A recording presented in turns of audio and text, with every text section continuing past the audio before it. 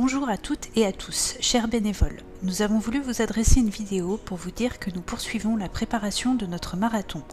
Nous n'avons pas pu nous réunir comme nous le faisions chaque année à Saint-Sulpice de Royan. Le président de l'association, Jean-Pierre Dumont, vous propose donc cette vidéo afin de vous expliquer où nous en sommes. Bonne écoute et au plaisir de vous retrouver le samedi 29 mai. Bonjour les amis bénévoles du Marathon de Royan. Comme vous le savez, on avait prévu de faire une soirée bénévole comme chaque année. Bien évidemment, les conditions sanitaires ne nous permettent pas de se retrouver. On a souhaité revenir vers vous et vous communiquer quelques informations.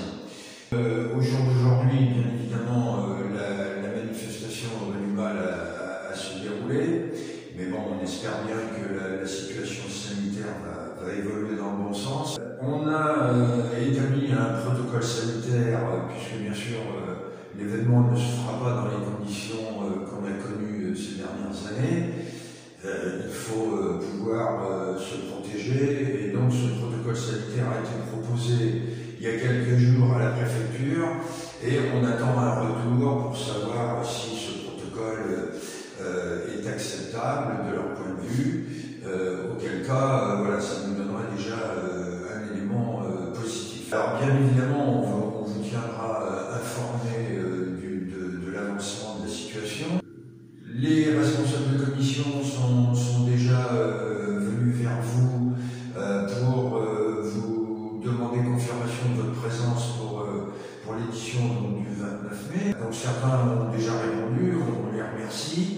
D'autres ne l'ont pas fait, donc vous serez à nouveau sollicité par les responsables, et là je vous demande de bien vouloir répondre, car on a besoin de savoir si effectivement l'équipe va être au complet, et en tout cas pour les quelques personnes qui auraient des empêchements, c'est bien qu'on le sache, de manière à prévoir des personnes pour les remplacer. Donc voilà, on s'est donné une date butoir pour prendre notre décision, puisque pour pouvoir se décider, il faut absolument avoir l'accord de la préfecture. Et puis, nous, on a des grosses commandes à passer, que ce soit sur les textiles, les médailles, les lots pour les coureurs. Donc, ce sont des gros engagements financiers. Et évidemment, sans accord de la préfecture, on ne peut pas engager ces frais-là, ça mettrait en péril l'association. Donc la date limite que l'on s'est donnée, c'est le 10 avril. Donc au 10 avril, si la préfecture n'a pas su nous donner une réponse positive, forcément on se verrait contraint de reporter la 6e édition à 2022, voire peut-être un plan B en septembre, mais ça reste à valider auprès des autorités. Voilà les amis, on vous remercie et on vous dit à très bientôt. Portez-vous bien. Le village magnifique, beaucoup d'ambiance. Village important, hein, beaucoup de mètres carrés.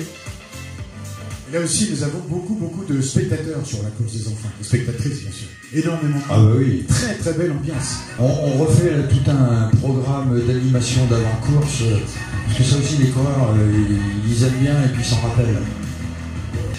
Donc 7h30 départ du marathon, 8h35 départ du 10 km et 8h50 départ du semi.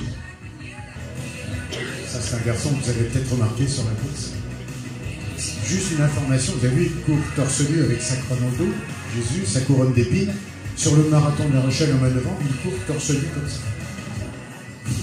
Impressionnant. Et en Belgique, en Allemagne, c'est pareil. C'est la même chose. C'est un monsieur... Ah oui, il y a des images quand même. C'est assez mal. Il y a pire. Hein. C'est triste que ce soit. Alors ce monsieur que vous voyez là, avec sa cape et tout, c'est un garçon qui est capable de faire 4 marathons par mois. J'ai jamais vu ça de ma vie. Alors il court en endurance, hein, c'est sûr, mais je peux vous dire qu'il est infatigable. Je le vois souvent à La Rochelle aussi. On se connaît bien. Faire une 40aine de marathons par an.